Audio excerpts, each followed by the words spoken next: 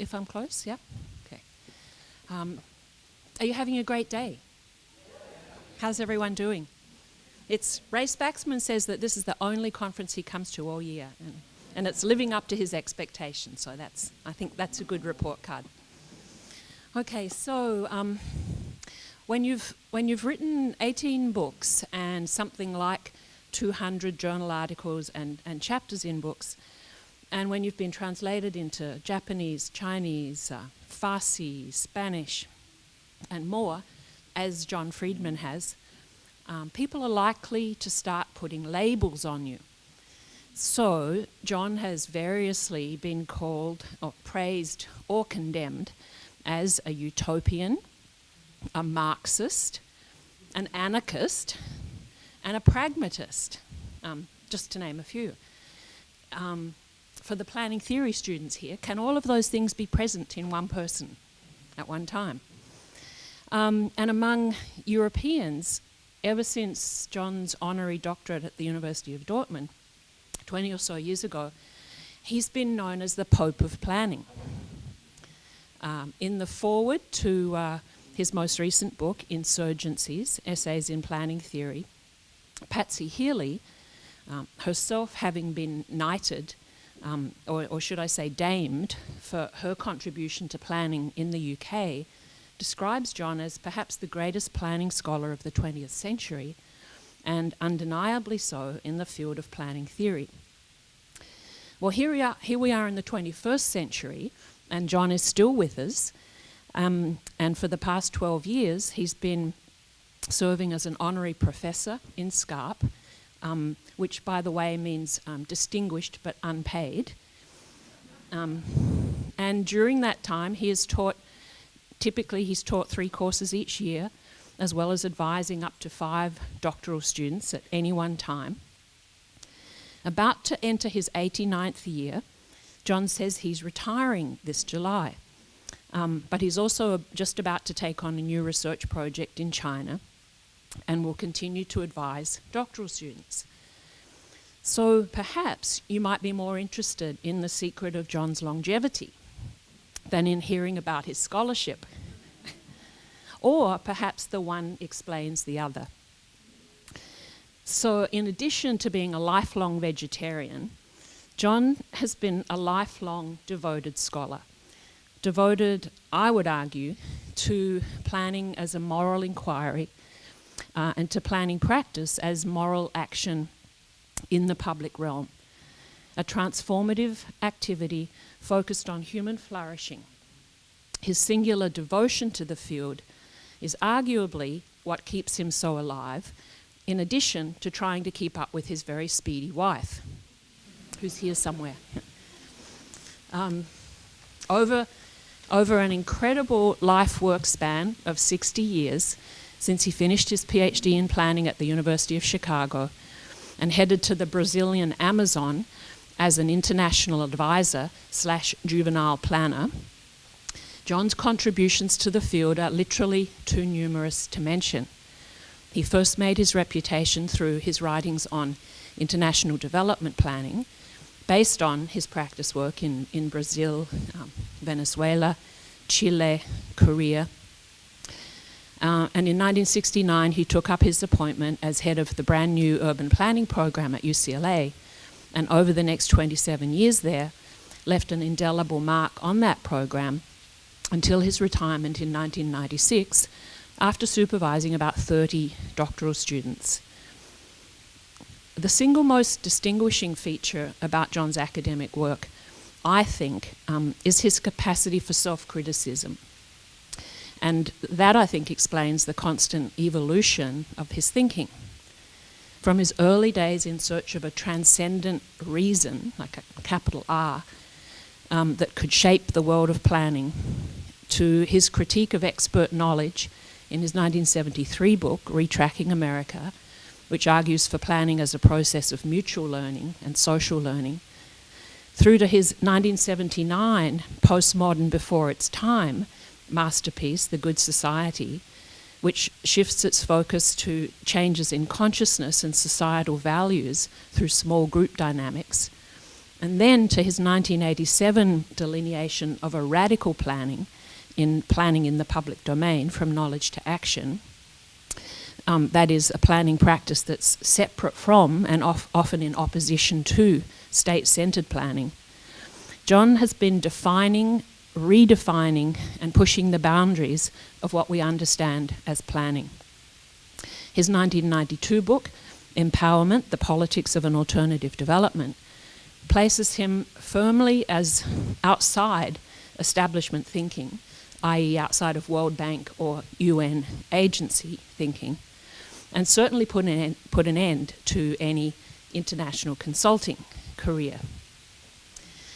By the late 90s, John's attention turned to China. His 2005 book, China's Urban Transition, has been widely translated in and read in China, as well as the West, and has attracted a new generation of Chinese doctoral students to work with John. If I had to summarise John's major contributions to our field, I'd list the following 2 or 3 things. First of all, his emphasis on planning as social practice, involving the translation of knowledge to action, but with an equal emphasis on questions of what kinds of knowledge and whose knowledge is considered valid, and the importance of actions that set something new into the world. In other words, innovative thinking directed at system transformation rather than system maintaining action. Secondly, his emphasis on the crucial importance of social learning, that is, planning as a social practice conceived of as an ongoing process of problem solving, of inserting theories into the flow of life through small-scale innovation and experimentation and continuous reflection and critique. And finally, his insistence on developing a values-based philosophy of planning and a very clear articulation of his own value base, which is the assertion of human flourishing within environmental limits as a fundamental and universal human right. Some lesser-known facts about John are his abilities as a cellist, his wonderful translations of the poetry of Neruda, Lorca, and others, and some things that he'd rather you not know, but that I can reveal, include his fear of dogs of all shapes and sizes, his inability to navigate his way not only around strange cities, but around Vancouver's downtown, and his tendency to refer to his second wife, to whom he's been married for the past 29 years, by the name of his first wife.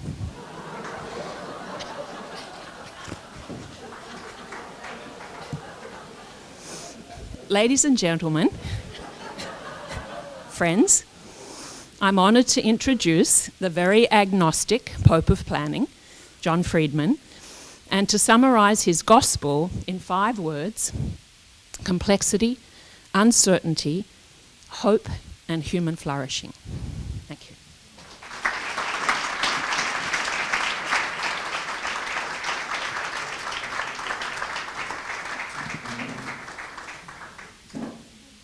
And how can I answer to that?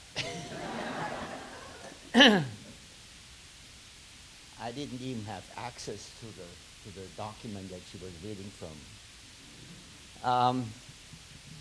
Well,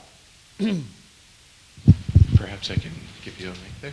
Yeah, well, maybe. Okay. Alexandra, when she approached me to give a talk here, probably didn't know what she was starting to get me involved with complexity. I had never really thought about complexity. And that was last year. And so this talk that I'm giving today is my first foray into the topic on spatial planning under conditions of hypercomplexity. And I tried to present some of these ideas last year in Shanghai to the Planning Bureau of Shanghai, and I even had, one of my students at that time make me a PowerPoint and so on, and it didn't go over very well. People just didn't know what to do with the things that I was talking about. And then I got an invitation to contribute an article on the basis of, I think, 2 or 3 weeks notice to the Chinese Journal of China Policy Studies, which is put out by the State Council. It's at the very highest level of government. And I said, well, I'm interested, but I don't have time now to write an article for you. I have this document. This is what I'm going to present today. So I sent that to them, and they accepted it, and they wrote back saying, "You are being very brave." And I was wondering about what he meant by that. Maybe I'm beginning to get through to the Chinese policy community, which is what I was, of course, hoping to do. So I'm going to see which of my glasses is better. I think neither one of them, probably. So in the following remarks, I would like to address the main theme of this symposium by briefly reflecting on China's astounding urban transformation that in less than 40 years has succeeded in urbanizing more than half the country's population.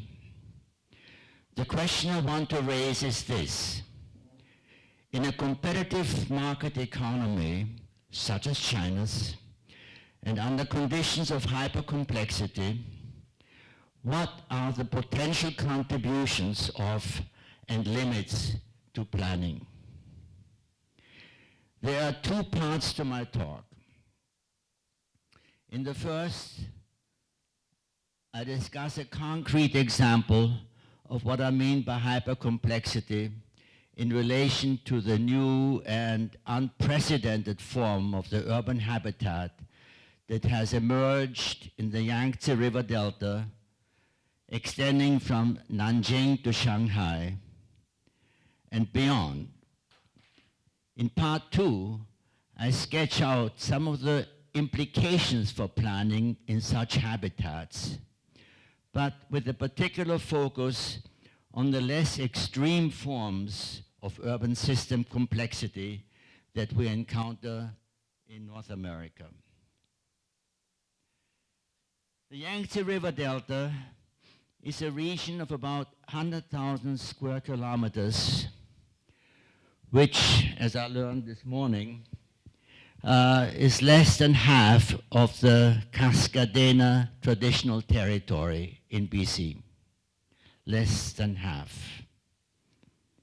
It encompasses in China 22 cities, the most important of which are Shanghai with 22 million, Suzhou with 10.5 million, Nanjing, Ningbo, Wuxi, and Hangzhou, with an overall population of more than 140 million.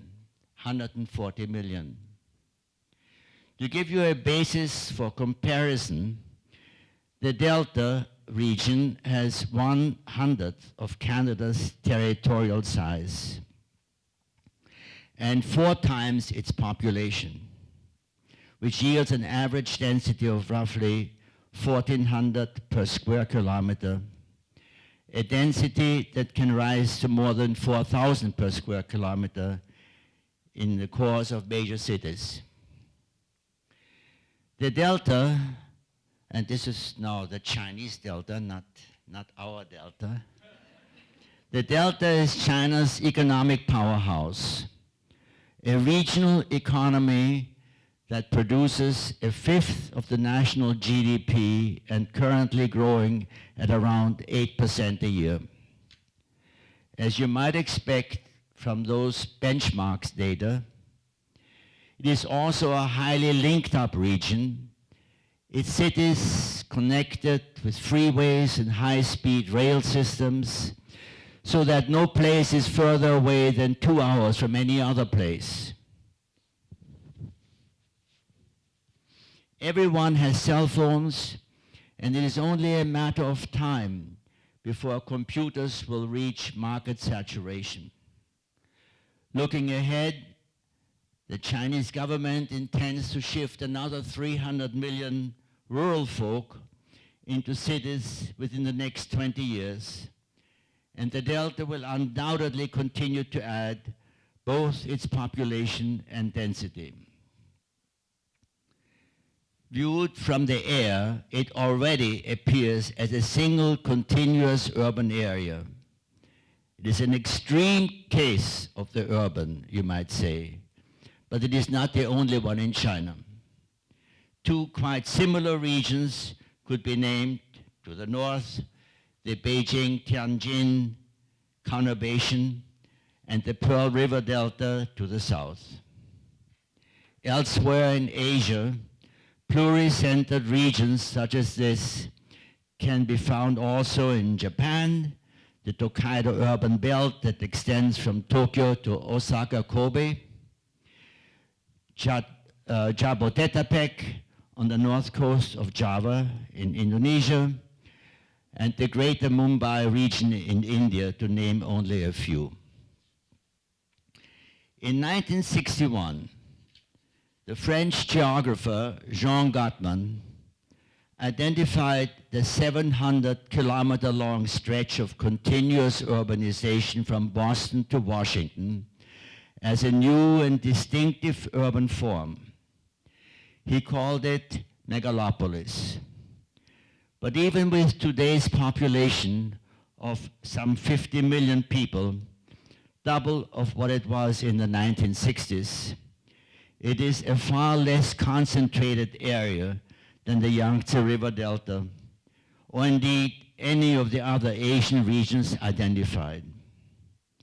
But I'm pursuing a different research agenda from Gottman's, and therefore propose to refer to the densely populated urban assemblages in Asia as urban superorganisms, or USOs. An urban superorganism, in my view, is a distinctive form of the human habitat.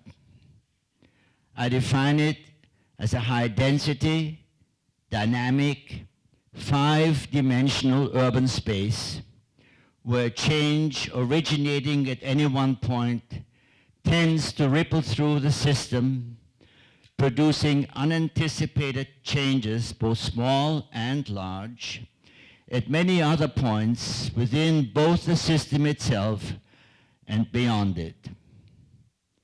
In addition to the customary 3 dimensions of physical space, the 4th dimension of time signals to us the intrinsic dynamic character of the Asian USOs, which undergo continuous changes in aspects of their socio-spatial and ecological patterns, such as population and economic growth, among others, as well as various negative externalities.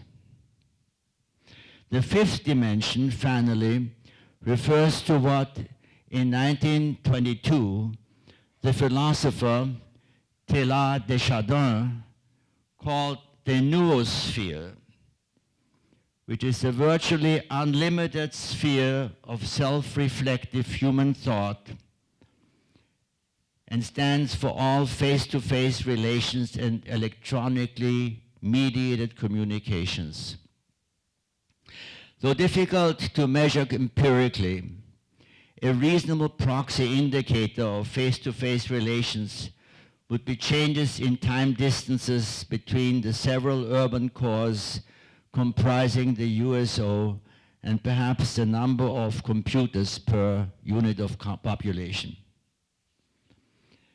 Not unlike the human beings who constitute its population, an urban superorganism in its system-wide relations represents an instance of hypercomplexity. Such a system has three determining characteristics. The first is that every USO is a self-organizing urban system. A self-organizing urban system. Such a system comes into being without an overall plan, nor is its development centrally coordinated. No single actor within the system has a comprehensive knowledge and understanding of its actually existing state, nor of its ongoing transformative processes. The decision environment of a USO can therefore be called turbulent, which means that at any given moment in time, millions upon millions of decisions are being made that in a general way, but in no way perfectly, are mutually adapted to each other and generating in turn still further adjustments and adaptations in a continuous chain of incremental causes and effects. The performance and social-spatial patterning of such a system are thus neither completely knowable nor predictable. Although as it matures, the system gives the overall impression of hovering in a state of dynamic equilibrium. The second determining characteristic is that every USO grows by a process of gradual accretion around a number of pre-existing urban centers that are located in relatively close proximity to each other, which is why we refer to such a region as pluricentric. Pluricentric. Each of which is surrounded by a ring of suburban and peri-urban areas of various kinds and dimensions. The outer reaches of these, while serving the growing needs of their respective central cities, tend to encroach upon the peri-urban places of neighboring cities in a process that leads to both conflict and intermittent negotiations on a case-by-case basis as the system expands. This growing together of adjacent peri-urban areas can be called the fusion of urban horizons. Perhaps a word or two are in order to emphasize these lower density peri-urban areas which play a critical role in the formation of a USO. They are in fact essential for the efficient functioning of the expanding urban centers of the system as sources of water and fresh food, urban recreation, the location of urban satellites and other space-extensive uses, and for landfills and other means of waste disposal.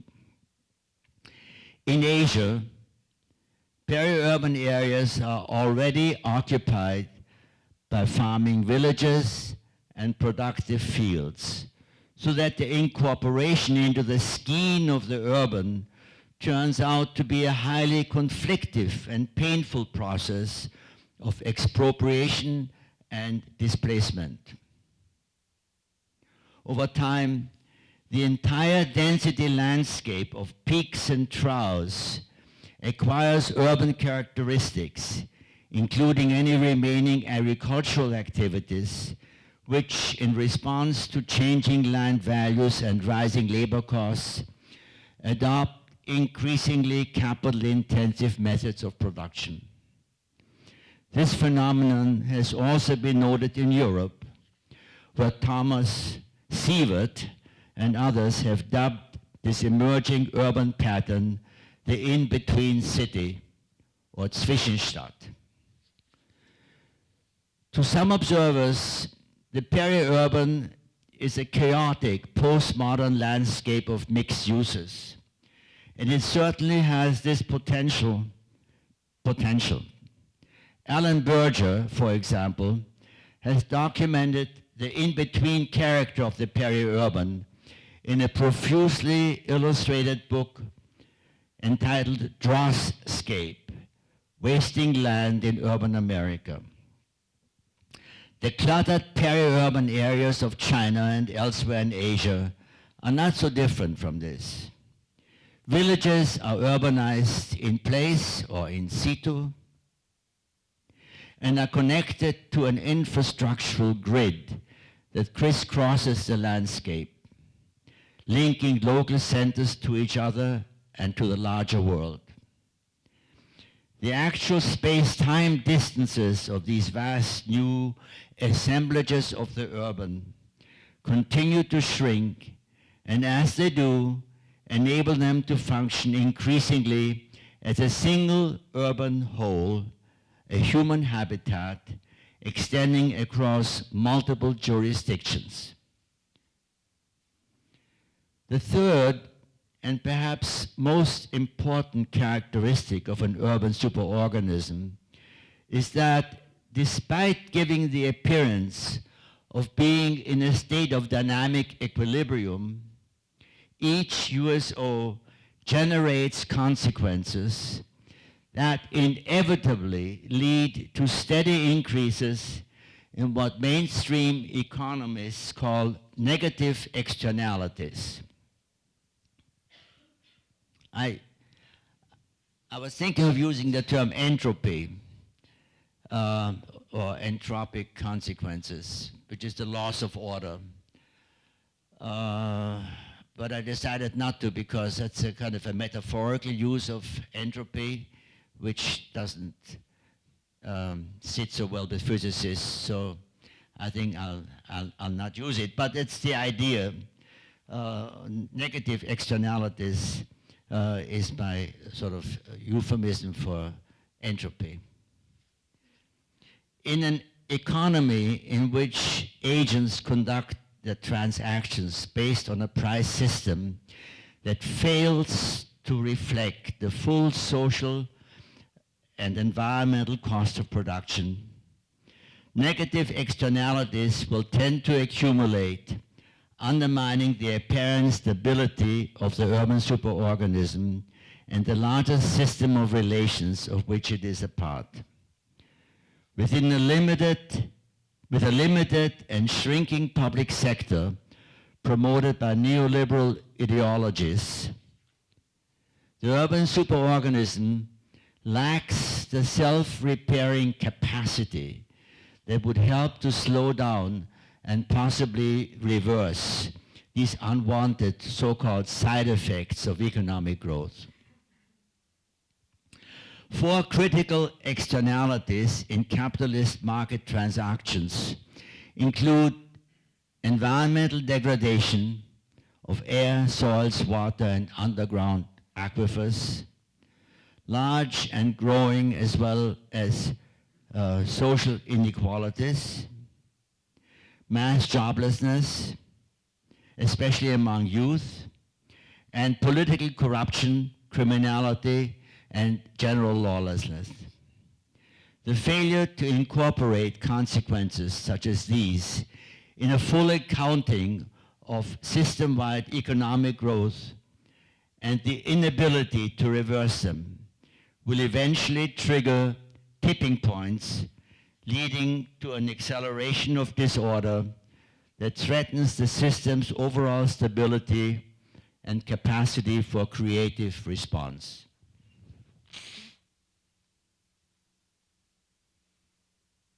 I turn now to the second part of my talk, concerning the implications for spatial planning of hypercomplexity in urban systems. But to do that, I will leave China and return to this continent, and more particularly to Canada, because here we can perhaps make a difference, which we obviously cannot do in China. Of course, Canada's major conurbations, among them Metro Vancouver and Greater Toronto, don't come close to reaching the orders of magnitude of China's USOs. But they are complex enough and display a planning logic that is not dissimilar. I introduced the urban superorganism in China because I thought that it would allow us to learn from that country's attempts to cope with hypercomplexity. What then have we learned from our transcontinental excursion? USOs are nonlinear and rapidly changing urban systems of vast size, whose performance is largely unpredictable and therefore also unplannable in the traditional meaning of socio-spatial and ecological planning, a term that suggests a measure of control or steering capacity over the processes of urban change. We can therefore conclude that USOs are to a considerable degree on autopilot, with planning interventions being part of the machinery of autochthonous adaptive change. Furthermore, in reference to the five-dimensional construct of a USO, two-dimensional spatial planning, except in the narrowest technical sense, is inappropriate as a means for steering the evolving system as it responds to both internal and external forces of change. In a turbulent decisions environment that is known imperfectly and therefore renders longer-term outcomes uncertain, the pressure is for short-term solutions to problems as they emerge. Planning in this context is therefore primarily a reactive activity, and public investments in infrastructure tend to follow demand rather than point the way to a projected and desired future. Long-range development plans are thus fantasyland visions that will never be realized. If these summary statements are roughly on target, what are the implications for the practice of planning? Let me preface some particulars with a more general statement about planning with regard to urban superorganisms. Planners lack the instrumentality for effectively guiding the vast and restless urban landscape that is governed less by official planning documents than by the incremental mutual adjustments among millions of actors as they react to disturbances in their immediate environment.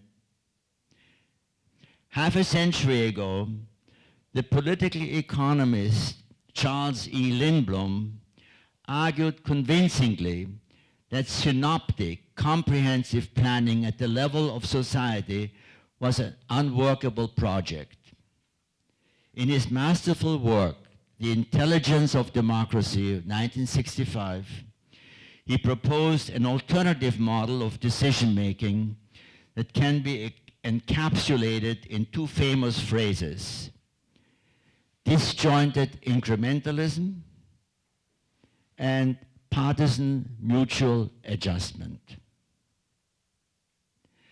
I'm not sure whether Lindblom was aware at the time of British cyberneticist Ross Ashby's work, whose law of requisite variety preceded his own formulations by a decade.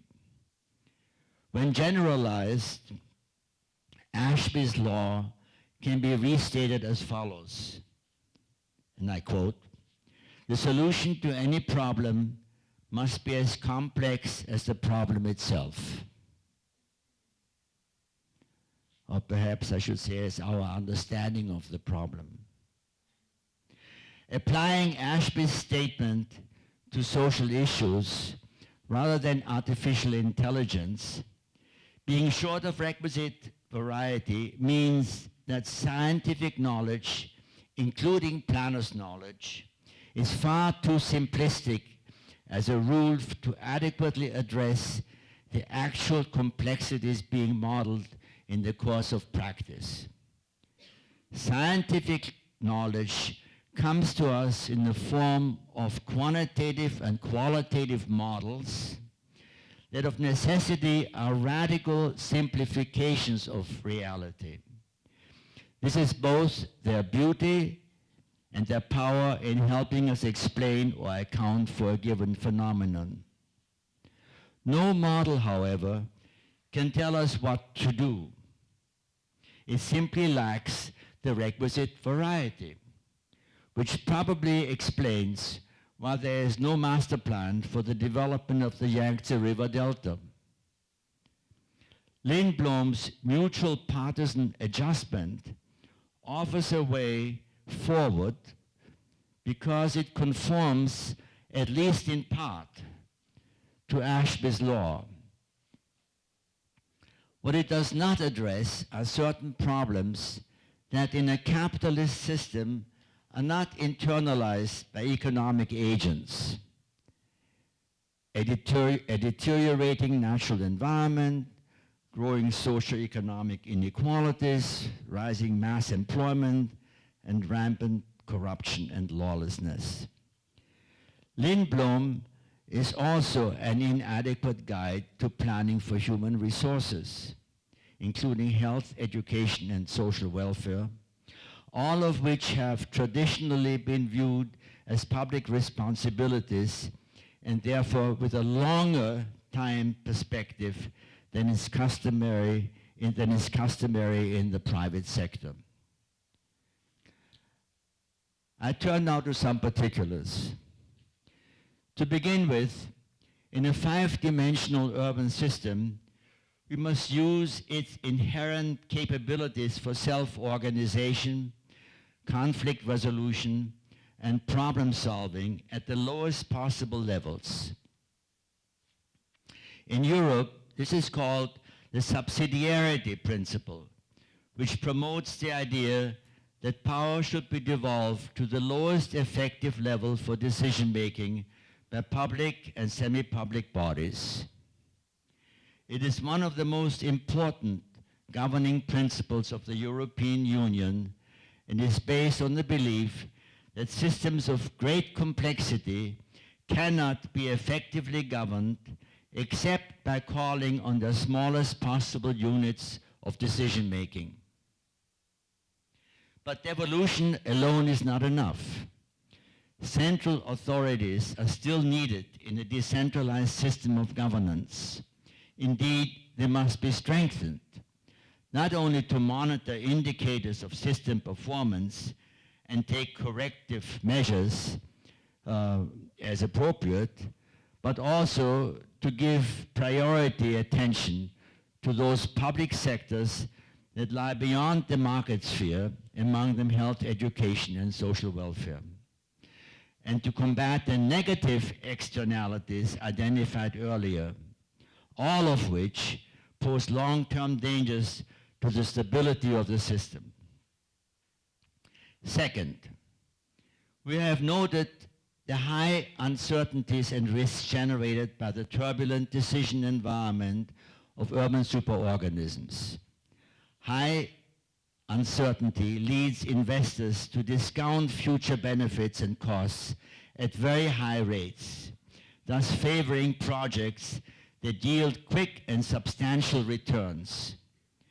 Many of these turn out to be in the real estate sector rather than in social and economic infrastructure, which, being public responsibilities, typically have long payout periods, say from 30 to 100 years. If uncertainty could be reduced through fuller social and ecological accounting, and or by engaging economic actors and mobilize civil society at large, multiple social benefits would accrue. For instance, longer-term investments would be enabled, the periodic threat of housing bubbles would be lowered, more resources would become available to deal with such critical sectors as human resources, and the economy as a whole would create more opportunities for employment, thus contributing to lowering social inequalities via job creation. All this could be accomplished in a variety of ways, but perhaps the most important way would be to share relevant information with interested publics via the internet and social media. And this is where the noosphere comes in, the sphere of the mind, or of critical thinking and self-reflective thinking. The emergence of the noosphere offers unlimited opportunities for sharing information, not only from central authorities to lower order decision-making units all the way down to individual households, but more importantly, from any point within an urban superorganism to any other point, especially dispersed publics become mobilized around specific issues, whether related to food security, immigrants, ecological footprints, air pollution, sports arenas, indigenous rights, health, corrupt practices, the ecological footprint, affordable housing, or damage to beloved landscapes. The list is virtually endless. And so are ideas for dealing with them.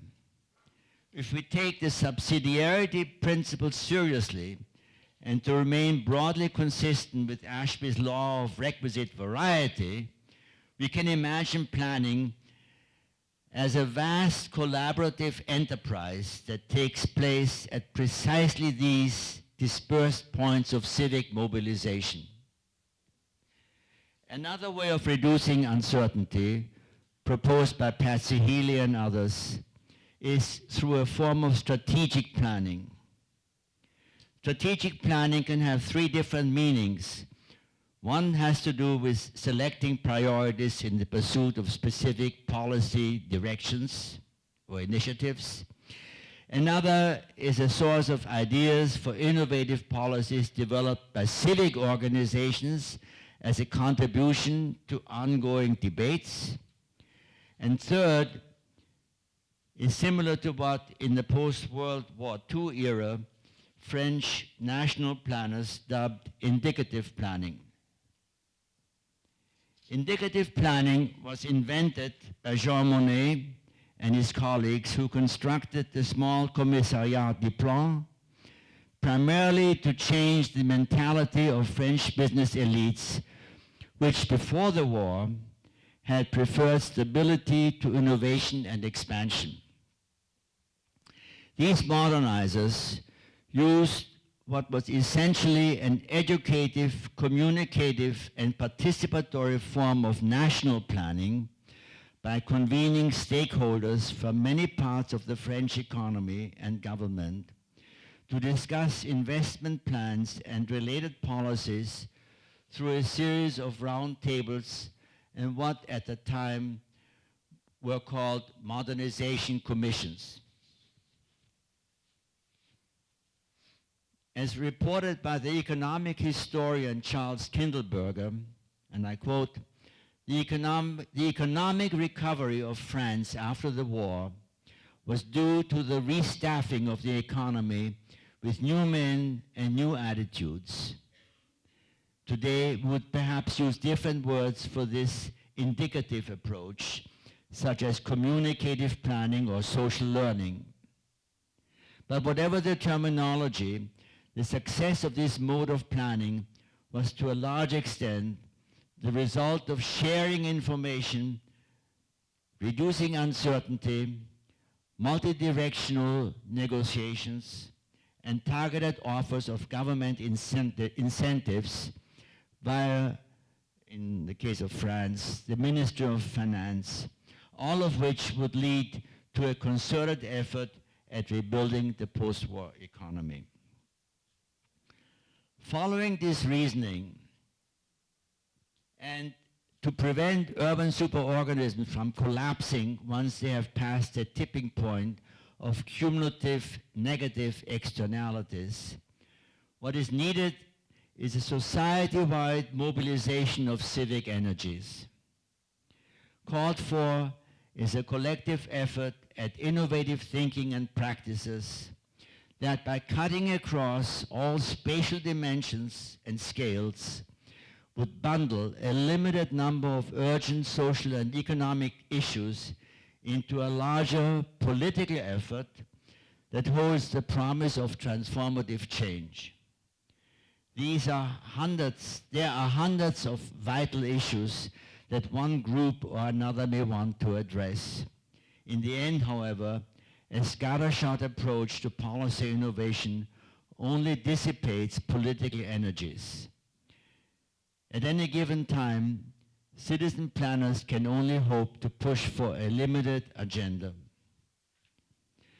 To call for citizen planners requires a rethinking of the language we use to engage them, and more broadly, of what we mean by democratizing planning. Let me give you two examples. The first is the Global Action Research Center in San Diego, with its ambitious program at an assets-based approach to community development.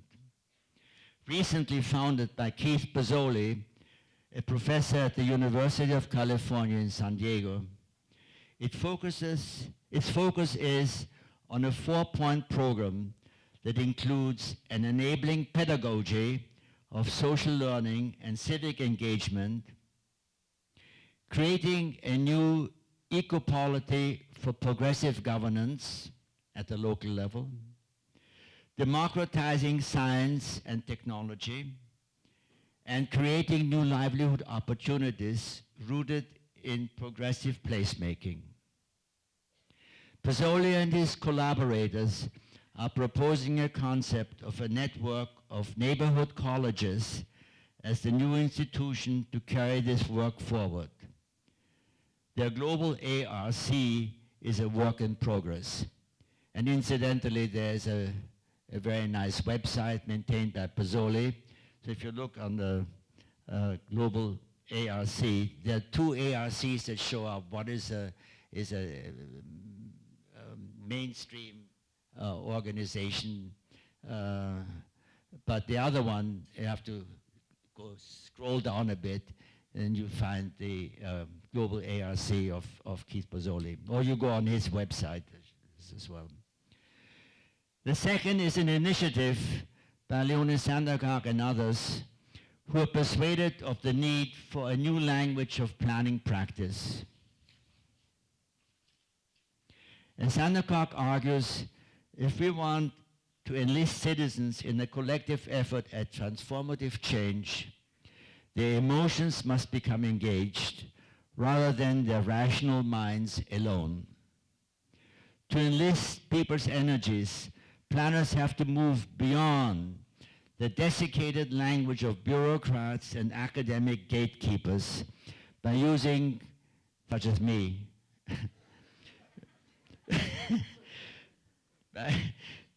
by using multimedia and other art forms in ways that hit you in the guts.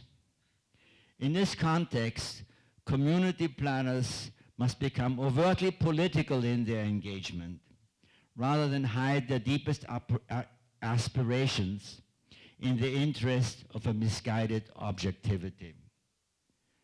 None of these things will come easily, but if we are to confront complexity and other so-called wicked problems, the effort must be made. The path of least resistance is not the way to survival and human flourishing. Thank you.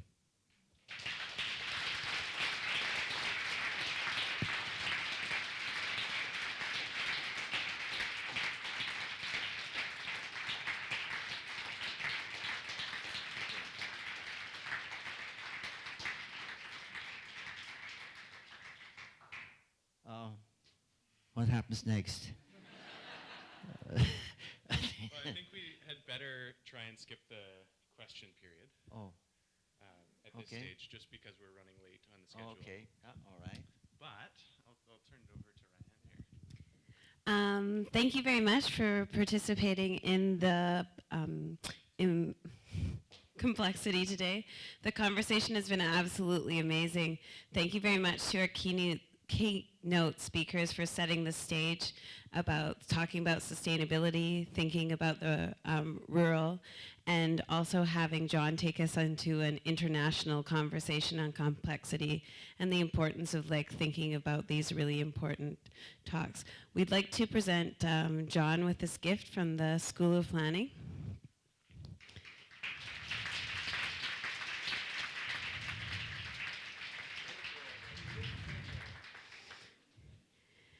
And it's wine time. So I'm going to ask everybody to head up. We have a cell phone. That's right. Somebody has lost their cell phone. If you want to come and see Malcolm after when you realize your phone's missing. And other than that, we'd love for you to come up to Thea's Lounge and hear the poster winner and presentation of that, and have a glass of wine, and let's talk complexity over wine. All right. Thank you.